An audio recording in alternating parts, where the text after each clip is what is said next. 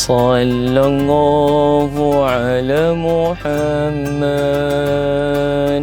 sallallahu alaihi wasallam, sallallahu ala Muhammad, sallallahu alaihi wasallam. Bismillahirrahmanirrahim. Assalamualaikum warahmatullahi ta'ala wabarakatuh. Alhamdulillah. Alhamdulillah ala ni'matil iman. Alhamdulillah ala ni'matil islam. Alhamdulillahi rabbil alamin. Wassalatu wassalamu ala ashrafil anbiya'i wal mursalin wa ala alihi wa sahbihi ajma'in. Allahumma salli ala sayyidina nabiyyina wa habibina wa syafi'ina Muhammadin sallallahu alaihi wasallam. Subhanaka la ilma lana illa ma 'allamtana innaka antal alimul hakim. Rabbi zidna 'ilma warzuqna fahma. Nawaitu at-ta'alluma wat-ta'lim wat-tadhakkur wat-tadhkir wan-naf'a wal-intifa' wal-ifadah wal-istifadah والحث على تمسك بكتاب الله وسنة رسول الله صلى الله عليه وسلم والدعاء إلى الهدى والدلالة على الخير ابتغاء وجه الله ومرضاته وثوابه وقربه سبحانه وتعالى. Kawan-kawan sekalian, setelah beberapa hari kita melalui proses tarbiyah, dididik, diasuh, dijaga dengan pelbagai amal ibadah. Mudah-mudahan Allah Ta'ala memberikan kelembutan kepada hati kita, dan apabila kita sampai kepada bulan yang seterusnya, hati kita ini masih lagi dalam keadaan lembut untuk melakukan ibadah kepada Allah Ta'ala, yakni hati kita ini masih lagi suci, masih lagi bersih daripada segala macam penyakit yang tidak disukai oleh Allah Subhanahu Wa Ta'ala. Namun kita sebagai manusia takkan terlepas daripada berpatah balik ataupun tidak istiqamah dalam melakukan sesuatu amalan. Boleh jadi dalam 30 hari itu kita tak pernah tinggal sembahyang tarawih, kita tak pernah tinggal baca Al-Quran, kita tak pernah tinggal sedekahkan duit kita di dalam tabung-tabung masjid. Tetapi apabila kembalinya kita, apabila berlalunya Ramadan, hati kita ini seolah-olah hilang pedoman. Segala amal ibadah kita itu lesap begitu sahaja. Inilah yang kita akan bincangkan pada hari ini, iaitu istiqamah pasca Ramadan. Pertama sekali kawan-kawan, perlu kita mengetahui maksud istiqamah itu. Kawan-kawan nak tak saya bagi tahu maksud istiqamah itu apa? Sebab sebelum kita nak masuk tajuk istiqamah ini, kita mestilah tahu apa makna di sebalik perkataan istiqamah itu. Istiqamah bermaksud kekal teguh dan berterusan dalam melakukan ketaatan kepada Allah, sama ada dalam keadaan senang atau susah, lapang atau sempit. Sebab nilai Ramadan yang kita lalui ini bukan sekadar apa yang ada di dalamnya, bukan sekadar amalan-amalan yang kita lakukan di dalamnya, bukan sekadar kebaikan-kebaikan yang kita lakukan di dalamnya, tetapi apa yang kekal selepasnya. Adakah kita nak bawa amalan kebaikan itu untuk menghadapi 360 hari kemudian? Sebab itulah lahirnya satu perkataan besar di dalam Islam, iaitu istiqamah. Kawan-kawan nak tak saya bagi tahu maksud istiqamah itu apa? Sebab sebelum kita nak masuk dalam tajuk istiqamah ini, kita mesti tahu maksud itu dulu. Apa makna di sebalik perkataan istiqamah itu? Istiqamah ni bermaksud kekal teguh dan berterusan dalam melakukan ketaatan kepada Allah, sama ada dalam keadaan senang atau susah, lapang atau sempit. Sebab nilai sebenar Ramadan yang kita lalui ini bukan sekadar apa yang ada di dalamnya, bukan sekadar amalan, bukan sekadar kebaikan yang kita buat kat dalam dia, tetapi apa yang kekal selepasnya, apa yang kita nak bawa dalam menghadapi 360 hari kemudian untuk kita bawa amal kebaikan yang seterusnya. Istiqamah ni juga bukan bermaksud melakukan amalan yang banyak secara mendadak, tidak, tetapi melakukan amalan secara konsisten dan berterusan. Qala Nabi Muhammad sallallahu alaihi wasallam, ahabbul a'mali ila Allah adwamuha in qalla. Amalan yang paling dicintai Allah ialah amalan yang berterusan walaupun sedikit. Hadis ini jelas menunjukkan bahawa Allah Ta'ala ni bukan melihat pada banyaknya amalan, tetapi istiqamah dalam amalan.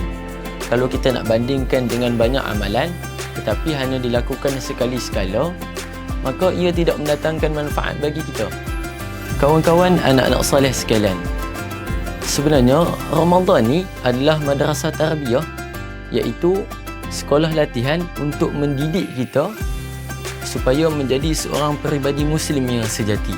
Sebab tu dalam bulan Ramadan ini kita bukan sahaja dilatih menahan lapar dan dahaga, makan dan minum, tetapi juga menahan hawa nafsu. Kita kena menjaga lidah, kita kena menjaga mata, kita kena menjaga hati daripada perkara maksiat. Tapi apa terjadi kalau kita abaikan benda tu? Apa terjadi kalau selepas Ramadan kita kembali pada tabiat yang lama? Jika kita kembali kepada kelalaian, kita masih meninggalkan solat, kita masih tidak membaca Al-Quran, kita masih meninggalkan zikir, maka seolah-olah latihan Ramadan ini tidak mendatangkan kesan dalam kehidupan kita.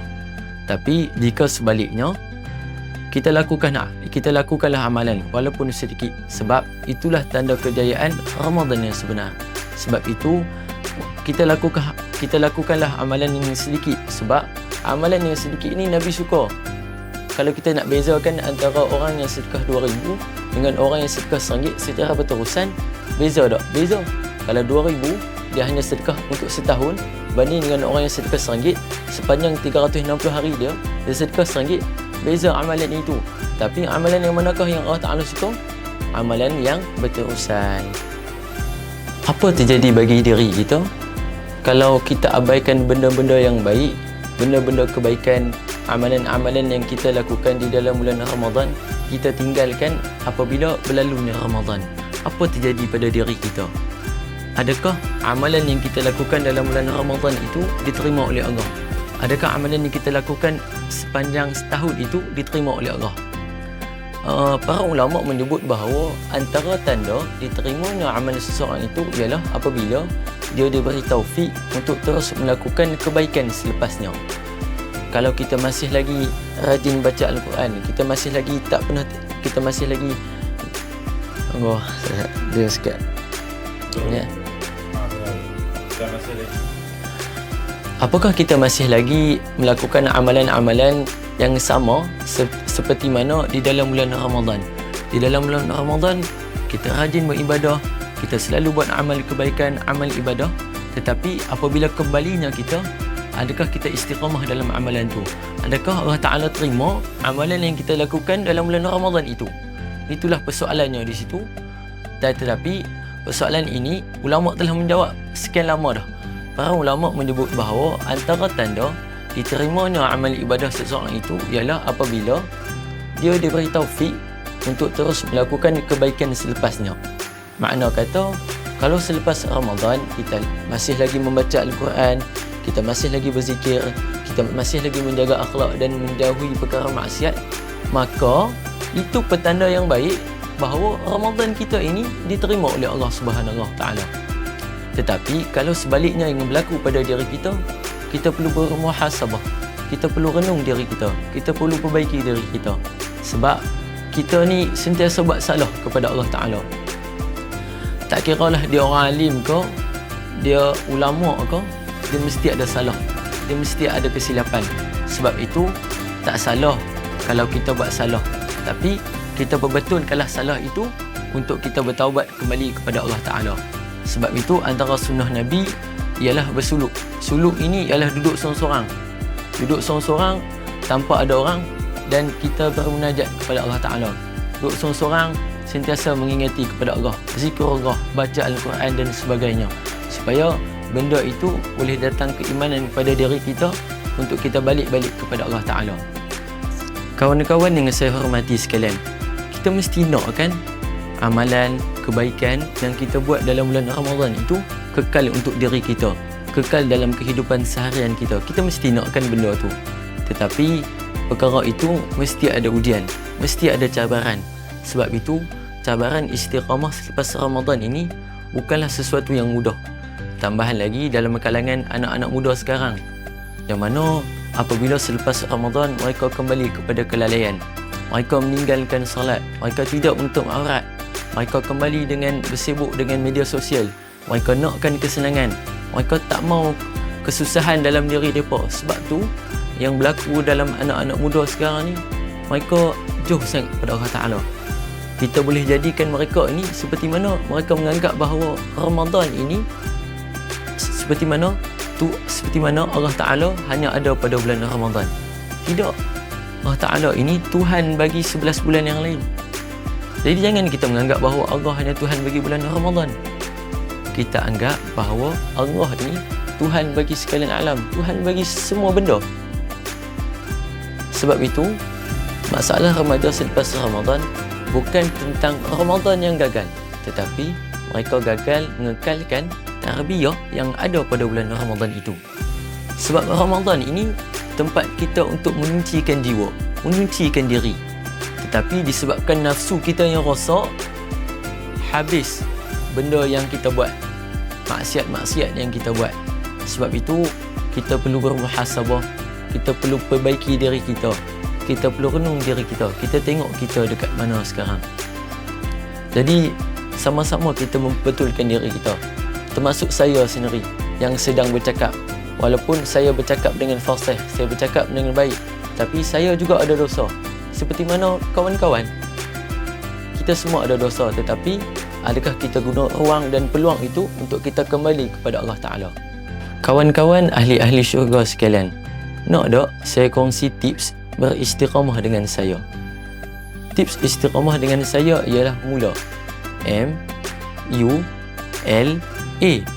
M, kita mulakan dengan amalan yang kecil.